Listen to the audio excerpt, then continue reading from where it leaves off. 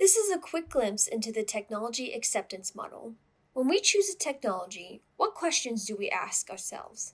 Will this help me? Is it worth it? Perceived usefulness is when we look at a technology and understand what it can give us. Perceived ease of use is where we ask questions like, how long will it take me to learn it? Is it easy? Simple? Straightforward? These are all questions we take into consideration when choosing what technology we want to use. If the technology is easy to use and is useful to us, then we are more likely to accept it and to use it. When choosing a technology, we each have a field of vision that limits us into how we see the particular technology. This field of vision is what forms our bias, whether we tend to accept something or reject it. Within this field of vision is our experiences from our past and our ideas that we learned from it. Is change a good thing? Maybe you don't like change. Learning something new can always be a challenge. Maybe it's too complicated and there's too many steps. You might think you're too old to learn something new, and that the old way already works, so why choose something different? These are all things that can limit our viewpoint and to limit our view of technology. Outside of our field of vision are things we might not see because of our bias, such things as convenience. It could enhance communication, simplify the process you're using, better organize yourself, or be more competitive in the business market. This limited vision affects our attitude towards technology. Attitude leads to intention.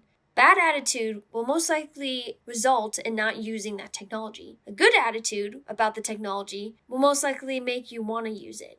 Maybe your friends use it, so you want to use it as well. Like a new phone. Maybe you saw a post on social media by an influencer, and that influenced the way you thought about a certain technology that is already out there. That influences your thinking. Implementing technology isn't as easy as you think. Attitudes towards a specific thing are very hard to change. For example, an app might be rated as the best app to use, but if you already have a bias against that particular app, you may be more likely to not download it or give it a chance because of that particular idea, even though it might be rated really well.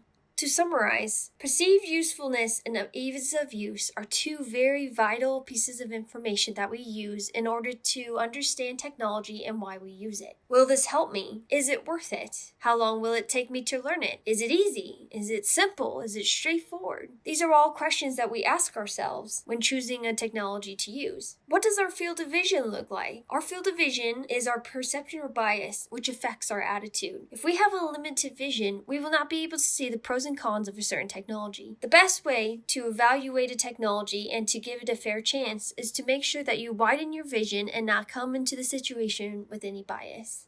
A good or bad attitude determines our acceptance and usage of a technology. For example, we might be more likely to use an ebook instead of a regular textbook because it might be more convenient and easier. You can also do notes, highlight different texts, look up words in the dictionary, and even save your notes and send it to friends. Our acceptance of technology depends on our field of vision, our bias, and how that affects our attitude towards different things. Factors that can influence our attitude are social media, our peers, influencers, our job, and a lot of other factors.